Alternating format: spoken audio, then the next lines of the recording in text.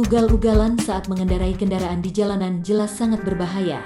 Namun masih saja ada orang yang melakukannya. Seperti misalnya yang terekam dalam video viral yang diunggah di akun Instagram @tkp_Pontiana, Kamis tanggal 4 Februari tahun 2021 kemarin. Mengutip tribunjateng.com, video yang direkam oleh pengendara lain itu memperlihatkan sebuah truk warna hitam yang tengah melaju di jalan. Kemudian truk itu dipepet oleh sebuah truk warna hijau tua. Karena tak bisa menghindar lagi, truk hitam akhirnya menepi dan berhenti. Saat didekati, ternyata di bagian bak belakang truk hijau itu tertulis TNI Angkatan Laut. Pengendara truk TNI pun langsung turun dan memarahi sopir truk itu. Seorang pria berkaos merah pun muncul dari samping truk dan mencoba melerai.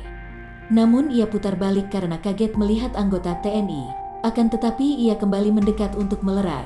Dari keterangan yang ditulis pengunggah, truk hitam itu dihentikan lantaran ugal-ugalan di jalan, sehingga membahayakan pengguna jalan lain.